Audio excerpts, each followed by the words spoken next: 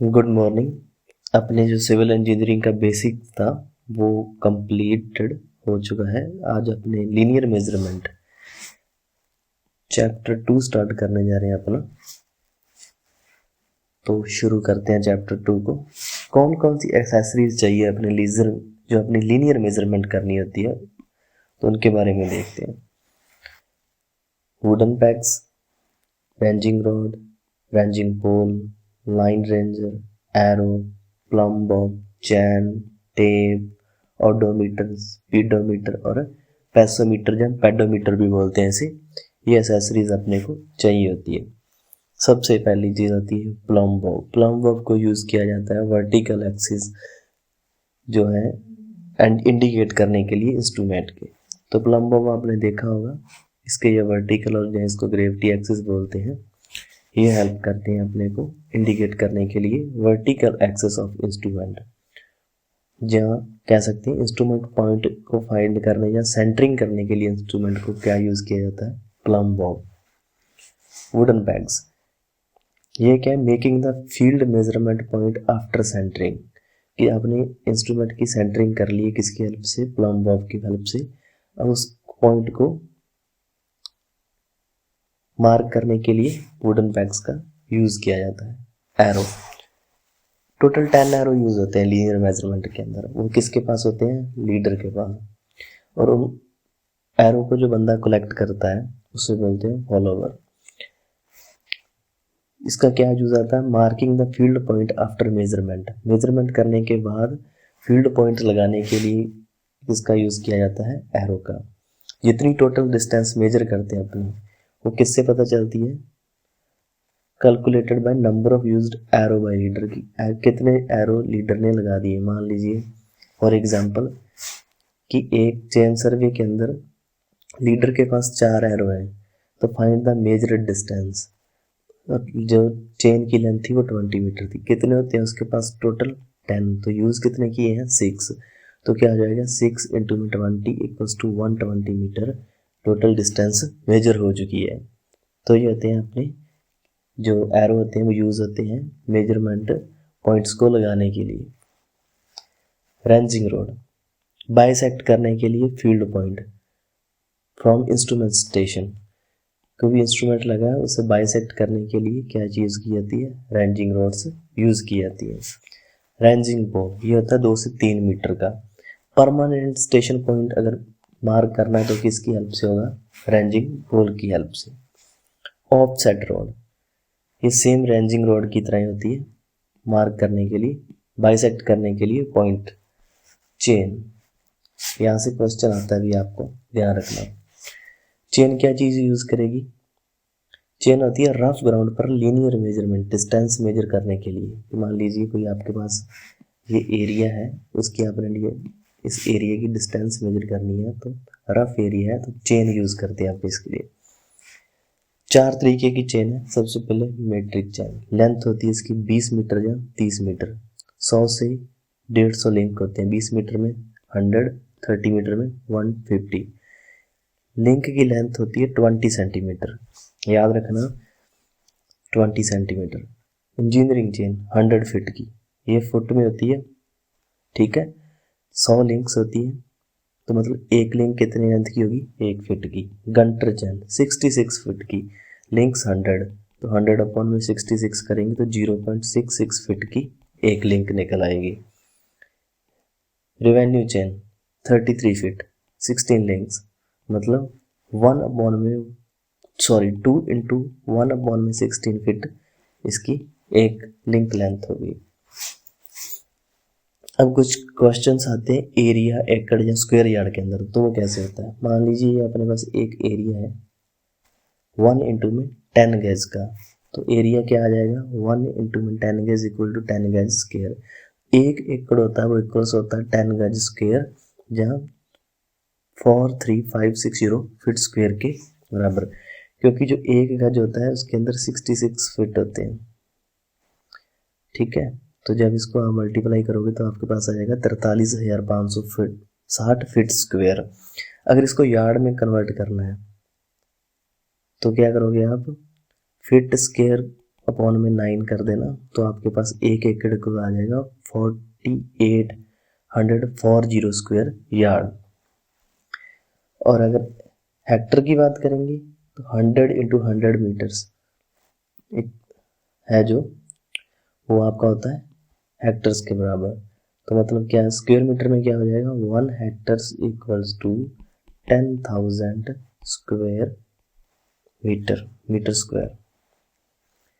Tolerance देखते हैं chain के अंदर। 10 मीटर की चेन के अंदर टॉलरेंस आती है प्लस माइनस 3 mm की। 20 मीटर के अंदर आ जाएगी प्लस माइनस 5 mm और 30 मीटर के अंदर आएगी प्लस माइनस 8 mm। याद रखना, ये इंपॉर्टेंट है, यहाँ से भी क्वेश्चन बनता है आपका। स्ट्रक्चर देखते हैं मीट्रिक चेन की क्या आती है। स्ट्रक्चर दिखाई गई है, ये हैंडल हो गई। Handle to handle distance measure होती है हमेशा चेन की, याद रखना।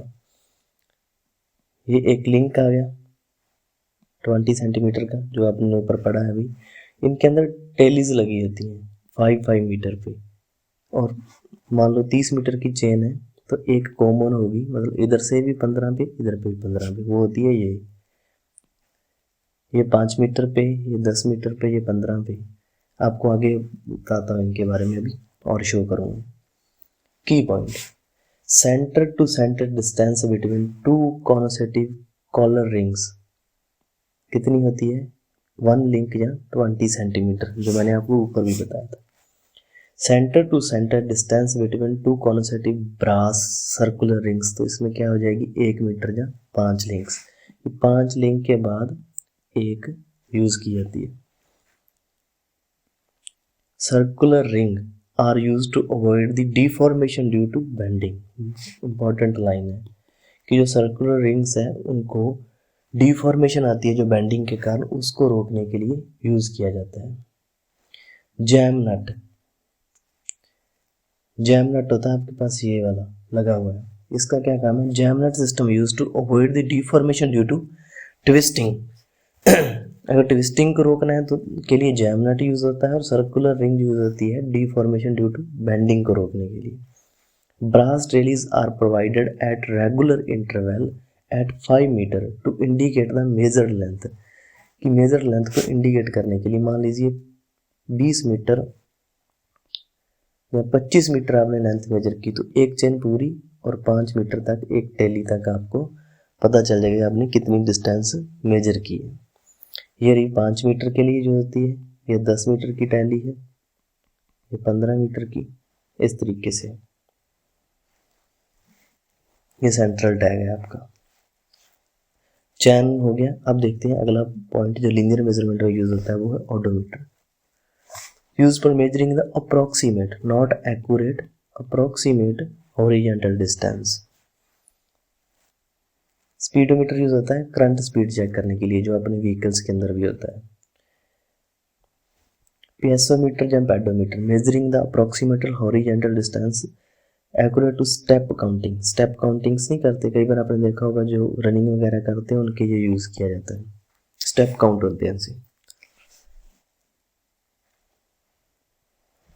लाइन रेजर ये लाइन रेजर है आपका, ये यूज होता है टू इंटरविजिबल पॉइंट्स है, मान लीजिए, तो उनको इंडिकेट करने के लिए लाइन रेजर का यूज किया जाता है।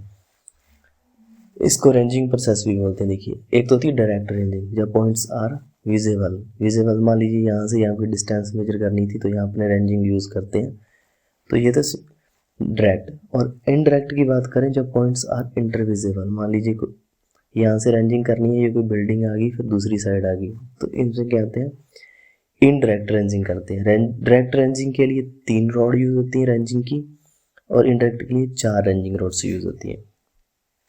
अब देखिए यहाँ से भी क्वेश्चन आता है, अगर आप किसी बिल्डिंग में मेजरमेंट कर रहे हो तो आपको ना तो चेनिंग के अंदर दिक्कत आएगी, ना ही रेंजिंग के अंदर। कि आप ये बिल्डिंग थी तो आप डिस्टेंस मेजर कर रहे हैं, तो इसमें ना तो आपको चेन की कोई प्रॉब्लम आएगी ना रेंजिंग की। हाँ, अगर पाउंड या रिवर है जो कोई इसमें करेंगे तो आप रेंजिंग तो कर सकते हो, लेकिन चेन के अंदर दिक्कत आएगी। ट्री और फॉरेस्ट में आपको दोनों चीज़ों में दिक्कत आएगी। मान लो कोई जंगल है, ट्रीज है, फॉरेस्ट है, तो ना तो आप इसमें चेन कर सकते हैं ना रेंजिंग कर सकते हैं। इस डायग्राम को समझना, आपकी सारी चीजें क्लियर हो जाएंगी जो भी आगे आने वाली है। जो सबसे बड़ी लाइन है जब मेजरमेंट करते हैं तो उसको बोलते हैं बेस लाइन। ए से बी, बी से सी, सी से डी, डी से ई आपने डिस्टेंस मेजर की है। ई से एफ, एफ से जी, जी से एच, एच से आई, आई से जे और ए तक। तो इनको बोला जाता है मेन सर्वे लाइंस। मेन सर्वे लाइंस। और जो ए है, बी है, सी है, डी है, ये है सर्वे, मेन सर्वे स्टेशंस। एक स्टेशन से दूसरे स्टेशन की जो डिस्टेंस होती है उसे मेन सर्वे लाइन बोलते हैं, इन्हें स्टेशंस बोलते हैं। सर्वे लाइन से जब कोई 90 डिग्री पे परपेंडिकुलर लाइन खींची जाती है तो उसे बोला जाता है टाई लाइन। एक सर्वे स्टेशन से बेस लाइन तक कोई लाइन खींची जाती है तो उसे बोलते हैं ऑब्जेक्ट लाइन। इन बीच के डिस्टेंस है जो ऑब्जेक्ट लाइन और टाई लाइन की, उसे बोलते हैं ऑफसेट। और इसको चेक लाइन भी बोलते हैं जब किसी एक सर्वे स्टेशन से बेस लाइन तक कोई लाइन खींची जाती है तो उसे चेक लाइन भी बोला जाता है। इसका मेन ऑब्जेक्टिव है जो ऑब्जेक्ट्स हैं उनके बारे में डिटेल लेने के लिए। तो देखिए ये मैंने आपको बता दिया main survey stations A B C D. अब ए से बी, बी से सी, सी से डी, डी से ई की जो डिस्टेंस है उन्हें बोलते हैं मेन सर्वे lines. Base line longest line, सबसे बड़ी वाली लाइन है जो अप्रोक्सीमेटली सेंटर से पास करती है। Important line length of base line always measured by entire tape. Tape के बारे में आगे पढ़ेंगे। टाई लाइन, टाई लाइन मैंने आपको बताया जो परपेंडिकुलर खींची जाती है सर्वे लाइन से। तो टाई लाइन क्या, it is used to indicate the object detail in survey field. Tie line perpendicular to main survey line boundary line. Check line to check the field measurement, इसको proof line भी बोलते हैं, ये बताती है अपने को फील्ड मेजरमेंट सही हो रही है या नहीं। आगे देखते हैं टेप के बारे में, जो आपने देखा कि इनवायर टेप यूज की जाती है बेस लाइन खींचने के लिए। तो टेप है 4 तरीके की, और टेप को यूज किया जाता है प्लेन एरिया और स्मूथ एरिया के अंदर। रफ एरिया के अंदर अपने यूज करते हैं चेन को। क्लॉथ टेप या लिलन टेप फ्लेक्सिबल है, स्ट्रेचेबल है, इफेक्ट फ्रॉम मॉइस्चर, मॉइस्चर से इफेक्ट होता है इसके। मेटल टेप, इंपॉर्टेंट क्वेश्चन आता है यहाँ से। फ्लेक्सिबल है, पूछता है कि मेटल टेप किससे बनी होती है, तो मेटल टेप बनी होती है आपकी भाई साहब क्लॉथ एंड वायर से। स्टील टेप आयरन और कार्बन से बनी होती है, जिसका थर्मल एक्सपेंशन है स्टील का आपको पता है 12 इंटू में 10⁻⁻⁶ degree Celsius. Entire tape important, बहुत ज़्यादा इंपॉर्टेंट, ये बनी होती है स्टील और निकल से, और इसका थर्मल एक्सपेंशन कम होता है, इसलिए ये सबसे बेस्ट टेप होती है। इसका 1/10 होता है इसका स्टील का कितना होता है 12 इंटू में -10⁻⁻⁶ डिग्री। मोस्ट एक्यूरेट टेप पूछे तो इनवायर टेप। आगे देखते हैं ऑफसेट के बारे में। Offsets are short lateral measurement from the chain to show the detailed object of location in the field. Offsets बहुत short lateral measurement है जो चेन से की जाती है to locate the field में, मतलब ऑब्जेक्ट्स हैं उनकी लोकेशन को पता करने के लिए। तो 2 तरीके के होते हैं, एक परपेंडिकुलर ऑफसेट, एक ऑब्लिक ऑफसेट। इसको परपेंडिकुलर को शॉर्ट ऑफसेट भी बोलते। मान लीजिए ये अपनी एक चेन लाइन थी, इससे कोई अपने 90 डिग्री पे ऑफसेट खींचा तो इसको बोलते हैं परपेंडिकुलर ऑफसेट, और ये हो गया आपका ऑब्लिक ऑफसेट। इनकी डिस्टेंस अब हमेशा टेप से मेजर की जाती है। क्रॉस टाप, बात हमने लीनियर मेजरमेंट की कर रहे हैं, लेकिन उनसे कोई एंगुलर मेजरमेंट पता करनी हो तो किसका यूज करते हैं, ऑफसेट का। तो क्या है, cross staff always use to angular measurement from offset. Offset से जब एंगुलर मेजरमेंट करनी हो, मान लो यहाँ से करनी हो, तो किसका यूज़ करते हैं अपने? क्रॉस स्टाफ का। ये 3 तरीके का है, open cross staff, French cross staff और adjustable cross staff. Open cross staff सिर्फ परपेंडिकुलर ऑफसेट, आपको बताया है मैंने 2 ऑफसेट है, एक परपेंडिकुलर है, एक ऑब्लिक। परपेंडिकुलर ऑफसेट में किसका यूज़ किया जाता है? ओपन क्रॉस स्टाफ का। इसके अंदर 2 आई वेन्स होती हैं, 2 ऑब्जेक्ट वेन्स होती हैं, और इसके अंदर एक क्रॉस हेयर लगा होता है। तो ये यूज़ आता है सिर्फ 90 डिग्री का एंगल मेजर करने के लिए, और परपेंडिकुलर ऑफसेट हमेशा 90 डिग्री पे ही खींचा जाता है। फ्रेंच क्रॉस स्टाफ, इसके अंदर 4 आई वेन्स होते हैं, 1 2 3 4, और 4 ही ऑब्जेक्ट वेन्स होते हैं। ये देखिए इसमें दिखाया गया आई वेन्स, और ये हो गया आपके ऑब्जेक्ट वेन्स। मेन इसमें क्या है, इसे आप 45 डिग्री पे भी एंगल ले सकते हो, 90 डिग्री पे भी, और 135 पे भी। इसमें से क्वेश्चन आता है, ये एंगल पूछता है, थोड़ा ध्यान रखना इनका। एडजस्टेबल क्रॉस स्टाफ, एडजस्टेबल से कोई भी आप ऑफसेट एंगल मेजर कर सकते हो, क्योंकि इसके अंदर एक स्क्रू लगा होता है जिससे आप कोई भी एंगल सेट कर सकते हो। उसके बाद देखते हैं जी ऑप्टिकल स्क्वायर। ऑप्टिकल स्क्वायर जो काम करता है वो करता है the principle of double reflection.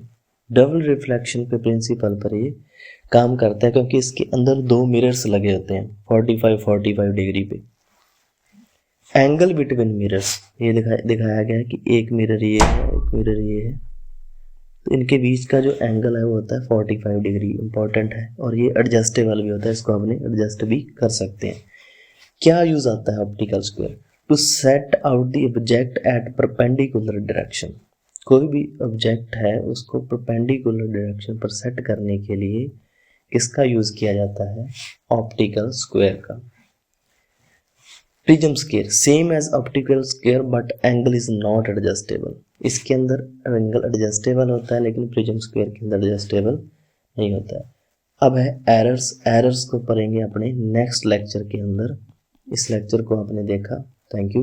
Error के अंदर देखेंगे अपने एरर को नेक्स्ट वीडियो के अंदर, और कंप्लीट कर देंगे लीनियर मेजरमेंट को अगले लेक्चर के अंदर।